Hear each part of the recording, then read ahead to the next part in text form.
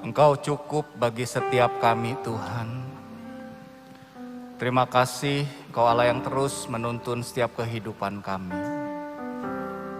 Dan biarlah Tuhan di awal bulan September ini, berbicaralah bagi setiap kami dari hati ke hati, Tuhan. Tumpahkan isi hati-Mu bagi setiap kami. Terima kasih Bapa, di dalam nama Yesus. Haleluya. Amin, amin, amin, amin. Shalom GC Family dimanapun kalian berada pada hari ini. Tidak terasa kita sudah ada di bulan September, saudara. 4 bulan lagi kita ada di akhir tahun 2021. Dan kemarin di bulan Agustus berapa banyak saudara diberkati oleh firman Tuhan dari Pastor Timmy, saudara. Bagi saudara yang mengalami breakthrough, saudara bisa tulis di kolom chat saudara. Mungkin saudara mengalami breakthrough dalam keuangan, saudara mengalami breakthrough di dalam hubungan. Biar kesaksian saudara menjadi berkat buat kita semua. Amin. Nah saudara, hari ini di bulan September ini kita akan sama-sama belajar tentang 3 hal, yaitu iman, pengharapan, dan kasih. Dan di minggu pertama ini saya diberikan kesempatan untuk berbagi kepada saudara semua tentang satu hal yang mungkin saudara sudah sering dengar, mungkin juga saudara sudah mengerti, sudah paham, tetapi saudara ini adalah satu hal yang sangat esensial di dalam kehidupan kekristenan, yaitu tentang iman. Nah, kalau kita bicara iman, tentu saudara tidak bisa lepas dari satu ayat dalam Ibrani pasal 11 ayat yang pertama. Ayat yang sangat terkenal yang berbunyi, iman adalah dasar dari segala sesuatu yang kita harapkan dan bukti dari segala sesuatu yang tidak kita lihat. Dari ayat ini saudara kita bisa menarik sebuah kesimpulan bahwa dasar dari pengharapan kehidupan kekristenan kita itu adalah iman. Amin. Bukan perasaan, bukan juga situasi, atau apapun yang sedang kita hadapi di dalam kehidupan kita. Nah oleh karena itu saudara, karena iman itu berbicara dasar, dasar adalah sesuatu yang esensi saudara. Dasar itu berbicara sesuatu yang penting. Dasar itu berbicara tentang fondasi saudara. Dan saudara tentu mengerti bahwa fondasi itu akan menentukan sekali. Kekuatan sebuah fondasi menentukan seberapa kuat sebuah bangunan. Kekuatan dari sebuah fondasi itu menentukan saudara seberapa tinggi bangunan itu bisa berdiri. Jadi kalau saudara ingin punya kehidupan yang kuat, saudara harus punya fondasi yang kuat. Kalau saudara ingin Tuhan terus bawa hidup saudara naik lebih tinggi dan lebih tinggi dan lebih tinggi, tentu saudara harus punya fondasi yang saudara bisa bertahan ketika di ketinggian tertentu saudara tidak goyah. Namun saudara izinkan hari ini saya berbagi kepada saudara bahwa di dalam kehidupan ini saudara, kita harus jujur bahwa seringkali saudara, kita terus membangun fondasi dalam kehidupan kita, amin. Kita membangun supaya iman kita kuat. Kita lakukan berbagai cara saudara, supaya bahkan di tengah pandemik ini, kita jangan kehilangan iman kita. Tapi kalau saudara boleh jujur dan saya juga boleh jujur terhadap diri saya. Seberapa kuat kita membangun fondasi hidup kita. Seberapa dalam kita mencoba saudara membangun dasar kehidupan kita. Tapi ada kalanya ketika badai datang dalam hidup kita. Tekanan datang dalam hidup kita. Goncangan dalam hidup kita datang. Dan begitu hebat saudara.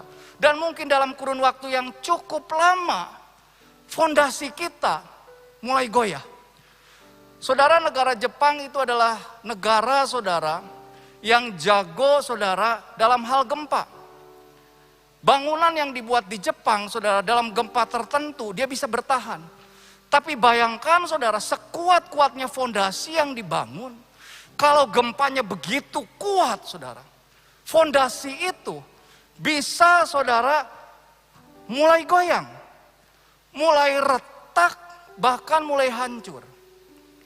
Dan ini yang hari ini saya ingin berbagi kepada saudara. Saya kasih contoh yang gampang dimengerti adalah, saudara, kalau saudara hari ini mungkin mengalami sebuah sakit, atau mungkin saudara mengalami sebuah masalah yang sangat berat. Saudara anggap misalnya didiagnosa saudara penyakit kanker atau apapun stadium 4. Dokter bilang, nggak ada obatnya. Ketika saudara mulai dengar itu, saya percaya pasti mungkin saudara kaget dan saudara syok. Tapi saudara ketika mendengar itu, di awal-awal mendengar, saya yakin sebagai kita orang Kristen, percaya sama Tuhan, kita pasti punya iman, betul enggak? Kita akan katakan, Yesus pasti bikin mujizat. Wah, kita doakan saudara tiap hari, perkatakan saudara. Bahkan mungkin tiap hari saudara kankernya saudara tengking saudara. Saudara lakukan apapun, saudara iman saudara berapi-api. Tapi saudara coba bayangkan, sebulan saudara tidak sembuh. 2 bulan saudara tidak sembuh. Saudara mulai sedikit mungkin, kok aku nggak ngalami kesembuhan. Aku sudah didoain berbagai macam pendeta. Bahkan saudara sudah lewat 1 tahun. Saudara mulai lagi saudara, wah, dari saudara yang punya iman, mungkin setelah 2 tahun, 3 tahun, 4 tahun, saudara mulai berpikir, kayaknya memang saudara mulai belajar terima kenyataan. Mungkin saudara katakan ini, ya mungkin ini sudah rencana Tuhan. Saya harus ngalamin ini. Dan saudara di situ kadangkala kalau kita mau jujur, sekuat-kuatnya fondasi yang kita punya, ada kalanya saudara ketika hantaman itu sudah begitu kuat. Dan dalam jangka waktu yang lama, memang firman Tuhan katakan saudara, pencobaan yang kita alami tidak akan melebihi kekuatan kita. Tapi di dalam perjalanan itu, seringkali saudara fondasi kita mulai goyang saudara. Bukan hanya goyang, mungkin mulai retak saudara. Bukan cuma retak, bahkan mulai patah saudara. Saudara nggak mengharapkan lagi kesembuhan. Saudara sudah nggak mengharapkan lagi pemulihan. Ya mungkin saya sudah ditinggal suami saya 12 tahun. Itu sudah takdir saya ngalamin seperti ini. Saudara mungkin sudah tidak berharap suamimu kembali lagi saudara.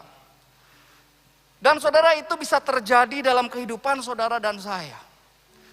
Nah hari ini saudara kita akan sama-sama merenungkan. Apa yang harus kita lakukan ketika fondasi di dalam kehidupan kita goyang?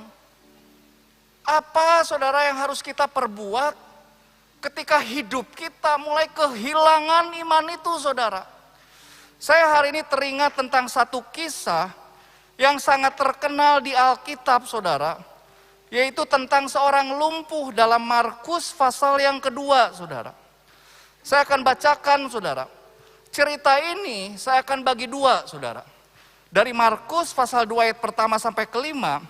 Kemudian dari Markus 6 pasal 6, Markus pasal kedua ayat 6 sampai 12. Nah kita baca bagian pertama dulu. Markus 2 pasal ayat yang pertama. Kemudian sesudah lewat beberapa hari, waktu Yesus datang lagi ke Kapernaum, tersiarlah kabar bahwa ia ada di rumah. Saudara garis bawahi dulu kata rumah. Saudara kalau baca Markus pasal yang pertama, saudara akan melihat Yesus itu baru bikin mujizat. Yesus menyembuhkan mertua saudara, dan Yesus itu saudara dia menyembuhkan orang yang sakit kusta. Jadi waktu dia ke Kapernaum tersiar kabar saudara, kenapa? Wah ini orang luar biasa bikin mujizat. Nah ayat yang kedua dikatakan begini, karena berita itu tersiar Yesus yang sebelumnya bikin mujizat, maka ayat kedua dikatakan gini, maka datanglah orang-orang berkerumun, sehingga tidak ada lagi tempat, bahkan di muka pintu pun tidak. Sementara ia memberitakan firman kepada mereka. Nah saudara, dimulailah kisah ini ayat yang ketiga. Dikatakan seperti ini, ada orang-orang datang membawa kepada Yesus seorang lumpuh, digotong oleh 4 orang. tetapi mereka tidak dapat membawa kepadanya karena orang banyak itu. Lalu mereka membuka atap yang di atasnya. Sesudah terbuka, mereka menurunkan tilam tempat orang lumpuh itu terbaring. Ketika Yesus melihat iman mereka, berkatalah Yesus kepada orang lumpuh itu, "Hai anakku, dosamu sudah diampuni." Saudara, saya berusaha mencari orang lumpuh ini sudah berapa lama lumpuh. Tapi jujur saya tidak menemukan. Nah, saudara, yang luar biasa adalah ketika Yesus ada di rumah, tiba-tiba ada orang-orang datang membawa kepada Yesus orang yang lumpuh digotong oleh 4 orang. Nah, saya tidak tahu apakah orang lumpuh ini sudah lama atau tidak. Tapi yang luar biasa adalah saudara, orang lumpuh ini bisa diangkut oleh 4 orang datang kepada Yesus.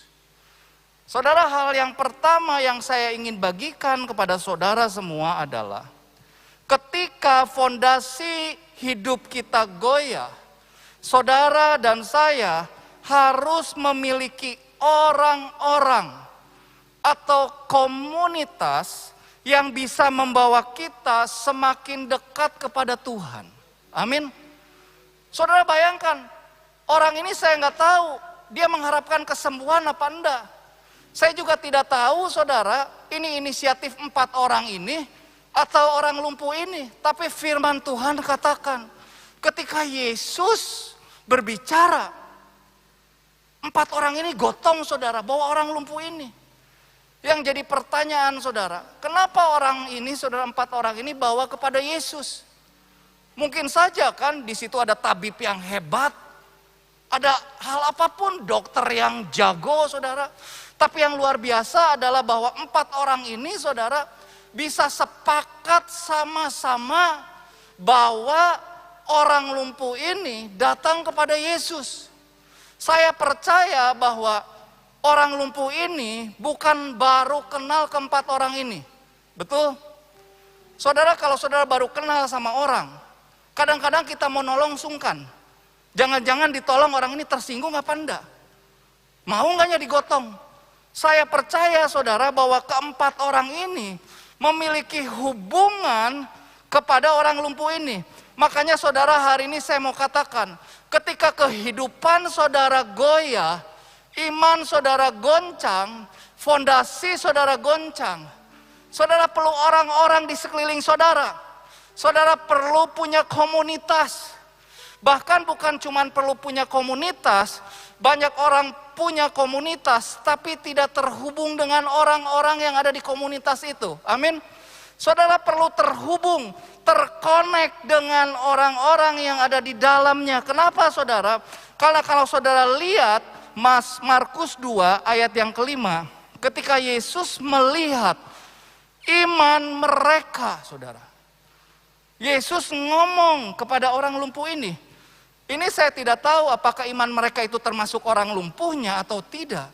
Tapi yang saya ingin bagikan adalah begini saudara. Karena iman mereka, iman 4 atau 5 orang ini, mereka bisa sehati membawa si lumpuh datang kepada Yesus. Bahkan ketika mulai bawa si lumpuh datang kepada Yesus, mereka nggak bisa masuk. Mereka bisa sehati lagi saudara. Dia naik ke atas, bayangkan saudara. Pasti itu perlu niat yang sangat kuat saudara. Bahkan bukan cuman dibawa ke atas saudara. Firman Tuhan katakan apa saudara? Mereka membuka atap. Saudara, kalau dalam Alkitab terjemahan lain, itu saudara bukan membuka, tapi mereka harus menggali lubang sampai atapnya berlubang dan mereka menurunkan. Coba bayangkan saudara.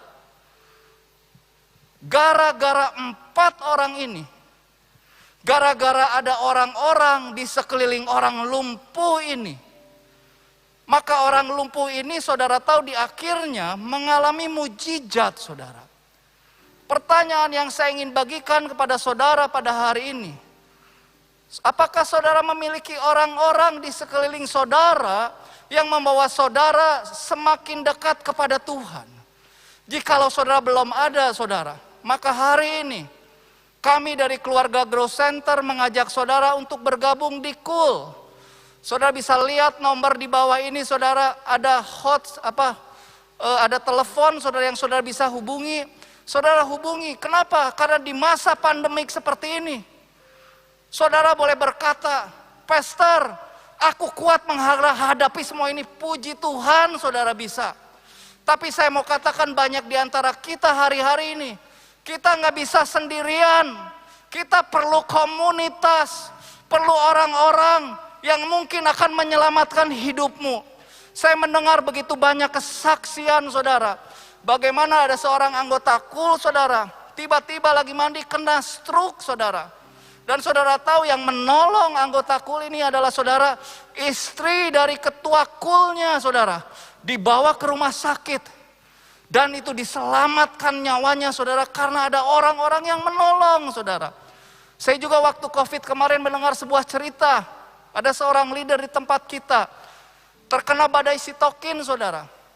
Dipaksa oleh ketua-ketua KUL-nya untuk masuk ke rumah sakit, diusahakan. Saudara dengar, hari-hari ini kita tidak bisa jalan sendirian, amin. Kita nggak bisa jadi Superman saudara. Kita perlu orang-orang saudara di sekeliling kita yang akan membangun iman kita, yang menguatkan kita ketika kita lemah, yang menolong kita ketika kita jatuh saudara, yang membuat kita saudara bisa mengalami perjumpaan kembali dengan Tuhan, mungkin ketika kita sulit menemui Tuhan di dalam kehidupan kita. Pertanyaannya, apakah saudara memiliki orang-orang itu? Nah, yang kedua saya lanjutkan terlebih dahulu saudara. Markus 2 ayat yang ke-6. Tetapi di situ ada juga duduk beberapa ahli Taurat. Mereka berpikir dalam hatinya, mengapa orang itu berkata begitu?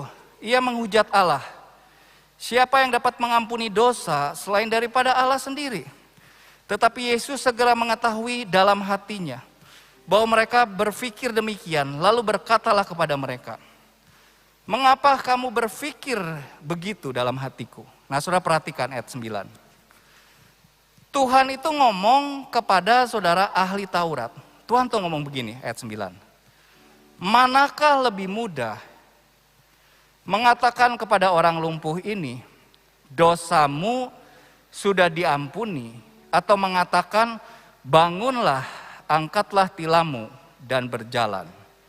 Tetapi supaya kamu tahu bahwa di dunia ini anak manusia berusaha mengampuni dosa, berkatalah ia ke orang lumpuh ini, kepadamu kukatakan, sudah perhatikan, bangunlah, angkatlah tempat tidurmu, dan pulanglah ke rumahmu. Saudara perhatikan, ada yang berbeda nggak di sini?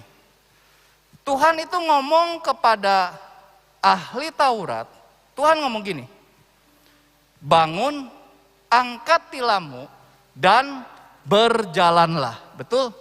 Tapi waktu Tuhan ngomong kepada orang lumpuh, Tuhan ngomongnya beda. Ngomongnya begini, bangunlah, angkatlah tempat tidurmu. Tuhan tidak ngomong dan berjalanlah. Tapi Tuhan ngomong gini, pulanglah ke rumahmu. Pertanyaan saya, kenapa Tuhan ngomongnya beda? Kepada ahli Taurat, Tuhan ngomong gini, bangun, angkat tempat tidurmu, dan berjalanlah. Bukankah itu yang kamu mau dengar? Bukankah itu yang kamu lihat? Tapi waktu Yesus ngomong ke orang lumpuh, Tuhan ngomongnya begini, bangunlah, angkatlah tempat tidurmu. Tuhan gak ngomong berjalan, tapi bilang apa? Pulanglah ke rumahmu. Saya merenungkan, kenapa Tuhan itu berbeda ngomongnya? Ternyata saudara, bukankah ketika saudara mengalami masalah, saudara sakit, ini yang ingin kita dengar, betul saudara? Bangunlah, angkatlah tilammu, itu bagian kita. Iman tanpa perbuatan, firman Tuhan katakan mati. Ketika Tuhan berfirman, kita percaya, kita harus mengambil tindakan iman. Amin saudara. Orang itu harus apa? Bangun, angkat tempat tidurnya. Itu adalah saudara yang harus dilakukan oleh orang lumpuh ini. Tapi saudara, yang luar biasa adalah kenapa Tuhan berkata berbeda. Yang pengen kita dengar adalah ketika kita lumpuh, Tuhan bilang gini, berjalanlah. Itu yang semua orang harapkan. Tapi kenapa kepada orang lumpuh ini Tuhan bilang bukan berjalanlah, tetapi pulanglah ke rumahmu. Karena saya ingin katakan begini, di mata manusia kita merindukan mujizat. Yang lumpuh rindu berjalan, amin. Tapi saudara tahukah, di mata Tuhan waktu lihat orang lumpuh itu, Tuhan bukan, di mata Tuhan orang lumpuh itu sebetulnya dia sudah mengalami mujizat dan kesembuhan. Amin. Yang kita lihat apa? Kita tuh pengen lihat terjadi mujizat. Tapi di mata Tuhan sesungguhnya Tuhan sudah bikin mujizat. Amin. Tapi yang luar biasa begini saudara, ini ayat sebetulnya yang saya taruh. Yang Tuhan taruh kuat. Tuhan tuh gak bilang begini. Waktu Tuhan bilang bangunlah dan angkatlah tempat tidurmu, Tuhan bilang gini, pulanglah ke rumahmu. Saudara, tadi saya di ayat yang pertama katakan gini saudara, saya suruh saudara garis bawahi. Waktu Tuhan itu mau bikin mujizat, ayat yang pertama. Saudara perhatikan, Tuhan itu ada di mana? Tuhan itu ada di rumah. Kata rumah ini, itu saudara bisa cari dalam bahasa aslinya berbicara tentang family, keluarga.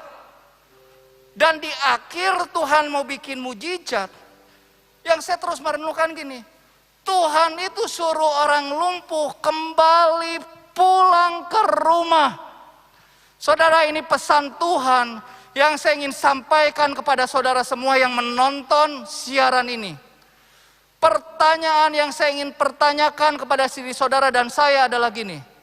Sudahkah saudara punya rumah?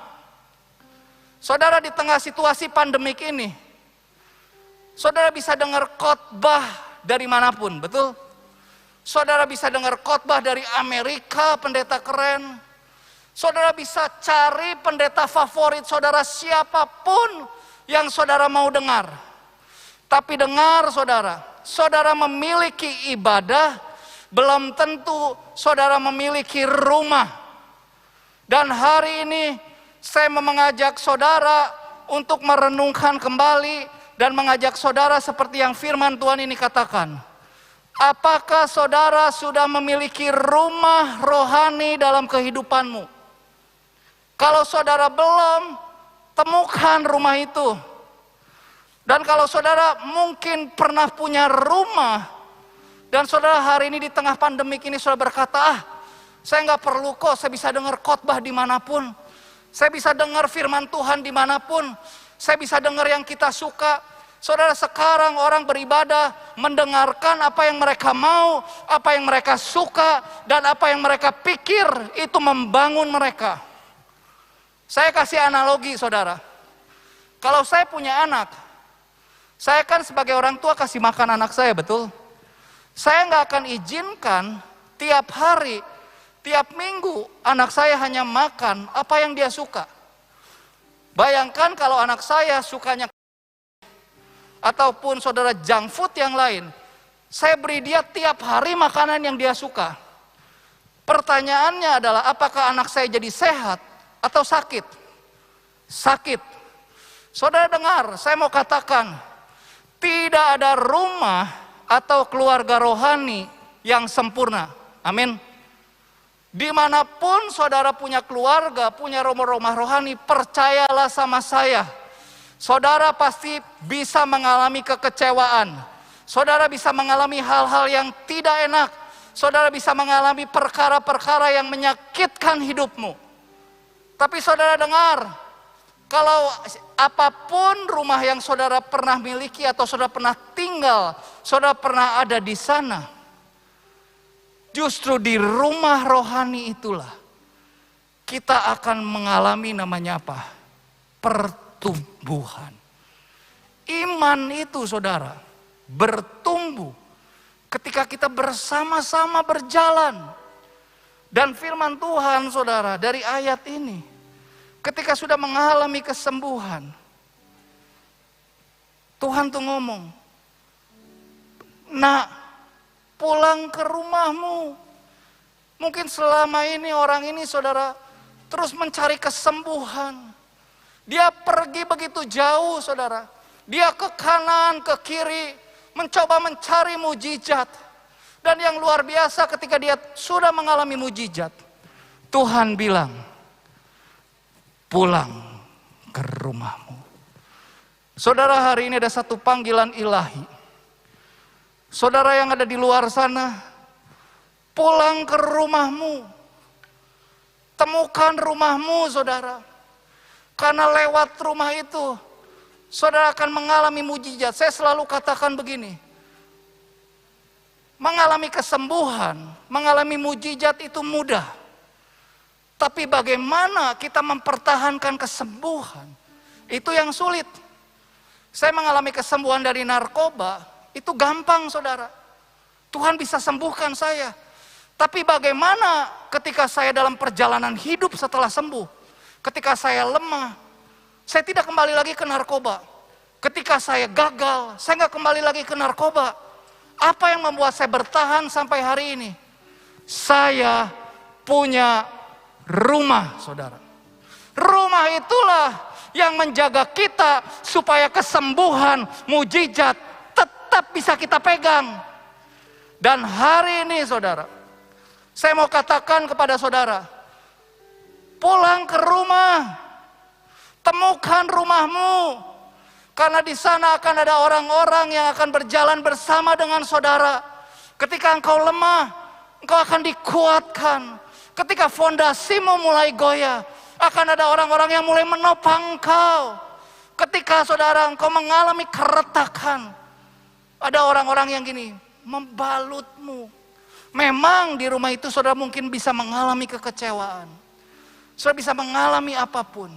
Tapi saya mau katakan, di rumah itulah kita akan terus bertumbuh. Amin. Mari kita berdoa. Terima kasih Tuhan, terima kasih untuk firman-Mu. Biarlah ketika hari-hari ini fondasi kami goyah. Aku berdoa Tuhan atas ada satu panggilan untuk setiap anak-anak-Mu. Pulang ke rumah Tuhan. Pulang ke rumah Tuhan. Dan biarlah ketika mereka pulang, mereka akan mendapati, mereka akan terus mengalami pertumbuhan bersama dengan Engkau.